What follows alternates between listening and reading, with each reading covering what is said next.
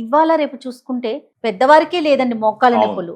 ఒక middle age persons లో కూడా మనం Weight చూస్తానే ఎక్కువ ఉన్నాం, ఉన్న వెయిట్ వాళ్ళకి, ఎక్కువ ఉన్నా కూడా అవును. చూస్తా ఉన్నాము.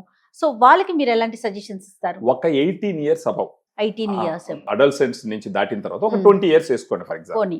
అబౌట్ 20 ఇయర్స్, ఎందుకంటే దీంట్లో 8 రకాల సప్లిమెంట్స్ ఉంటాయి, అది కూడా హై డోస్ లో ఇవ్వడం జరిగింది.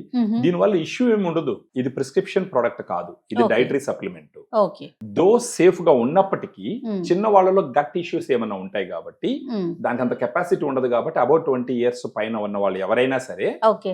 గ్రాండ్ వాక్ నిస్సందేహంగా తీసుకోవచ్చు. దీంతో పాటుగా వేరే ఏదైనా మెడిసిన్ యూజ్ చేస్తున్నారు అనుకుందాం, మ్మ్. వాళ్ళకి ఏమన్నా ఇబ్బంది ఎలాంటి ఉంటుందా? వాళ్ళు issue ఏమన్నా ఉండదు. మీరు కేర్ మీరు మాట్లాడేది డ్రగ్ ఇంటరాక్షన్ గురించి మీరు మాట్లాడుతున్నారు.